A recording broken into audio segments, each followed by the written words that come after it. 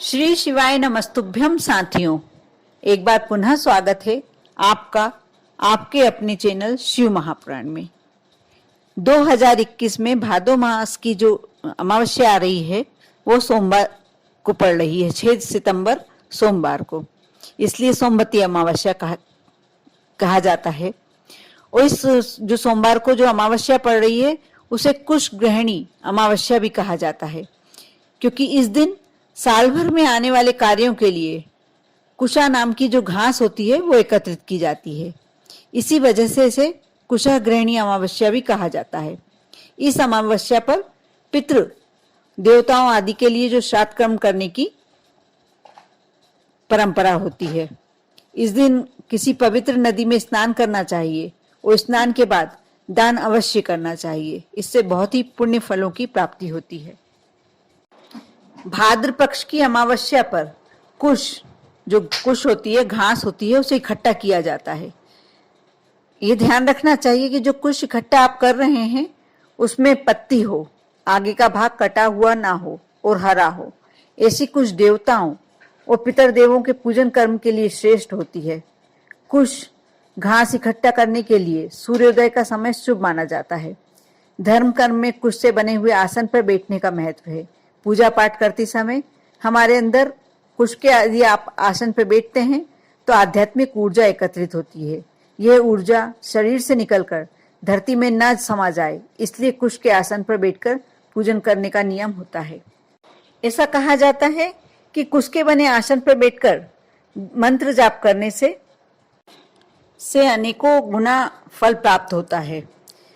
यदि इस तिथि पर अमावस्या की जो तिथि होती है, सोमवती अमावस्या की जो तिथि होती है, आप यदि लक्ष्मी जी के विष्णु जी के साथ पूजन करते हैं, दोनों के साथ में पूजन करते हैं और पूजा में दक्षिणवर्ती शंख से अभिषेक करते हैं तो आपको विशेष फल मिलता है। साथ में लक्ष्मी की लक्ष्मी की प्राप्ति होती है।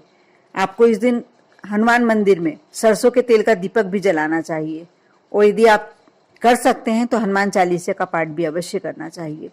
पीपल में जल चढ़ाकर आप 7 परिक्रमा करें, इसका भी एक विशेष फल होता है। शिवलिंग पर तांबे के लोटे से जल चढ़ाएं और ओम नमः शिवाय का जाप करें। महिलाएं ओम नमः शिवाय का जाप न करके सिर्फ नमः शिवाय यह जाप कर सकती हैं। इस अमावस्या पर यदि गौशाला में धन या हरी घास का दान करते हैं तो इसका विशेष फल मिलता है। इस दिन पितरों के लिए धूप ध्यान आदि करना चाहिए। और यदि आपके पास कोई नदी तालाब है तो आप मछलियों के लिए यदि इस दिन आटा डालते हैं, नदी में आटा की गोली बनाकर डालते हैं तो इसका बहुत विशेष फल होता है और यह बहुत लक्ष्मी प्रदायक पूजा होती है। क्योंकि इस 6 सितंबर को जो अमावस्या पड़ रही है वह सोमवार के दिन पड़ रही है, इसलिए इसे सोमवती अमावस्या भी कहा जाता है, भौम अमावस्या भी कहा जाता है।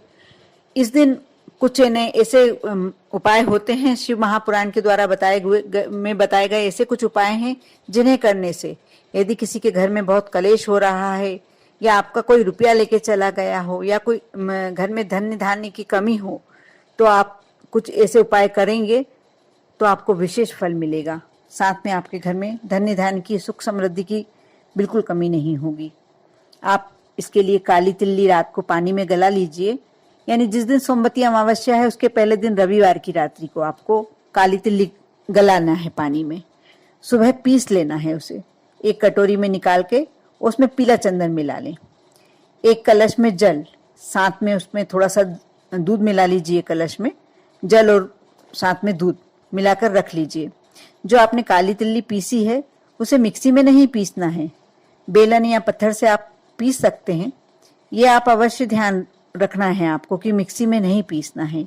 इस काली तिल्ली और चंदन के लेप के मिश्रण को पूरे शिवलिंग पर आप शिवालय जाएं और वहां शिवलिंग पर और साथ में शिवलिंग पर ही नहीं पूरी जलाधारी जहां कार्तिकेय जी विद्यमान हैं, गणेश जी हैं और शंकर जी की सबसे छोटी बेटी अशोक सुंदरी है, वो सारे स्थान पर पूरे तरीके से आपको इस लेप को लगाना है। साथ में जहाँ जो पार्वती जी का पूरा हस्त कमल है, पूरी जल लहरी है, उस पर भी आपको पूरी अच्छी तरीके से इस लेप को लगा देना है। और फिर शिवलिंग पर जो आपने लेप लगाया है उस पर 3 उंगलियां लगाकर और त्रिकोण बनाना है। अपने मन में कामना कर लें और फिर बेलपत्र शिव जी पर समर्पित कर दें। और फिर दूध और जो जल का पात्र आप लेके गए थे वो भोलेनाथ को सबसे अंत में समर्पित करें और भोलेनाथ से विनती करें कि जिस व्यक्ति ने आपका धन ले लिया है उसका नाम लेकर भोलेनाथ से यह विनती करना है आपको कि इस व्यक्ति ने मेरा धन हड़प लिया है, भोलेनाथ खुशी खुशी ये मेरा धन दिल लुटा देगा। तो अगली सोमवती अमावस्या को जब भी ये आएगी अगली सोमवती अमावस्या, मैं आपकी फिर से पूजन और मेरे जो भी मेरे साथ मेरा परिवार का व्यक्ति आएगा जो आना चाहेगा उसको लाकर मैं आपकी पूजन और अर्चन करूंगा, दर्शन करूंगा। ऐसा करके आप उनसे विनती करें या आपकी और कोई सी भी मनोकामना है आप ये उपाय करके वो मनोकामना कर सकते हैं। यदि किसी के घर में कलेश है तो आप उसके लिए भी विनती कर सकते हैं कि मेरे घर में जो कलेश हो रहा है उसमें शांति हो। आपको अवश्य फायदा होगा। आप अवश्य जो भी आपका की मनोकामना होगी वह अवश्य पूर्ण होगी। आप भोलेनाथ के समीप जाकर किसी शिवालय में जाकर जो आपका मन में हो मनोकामना है वो आप कर सकते हैं, भोलेनाथ से कह सकते हैं, वह पूर्ण करेंगे।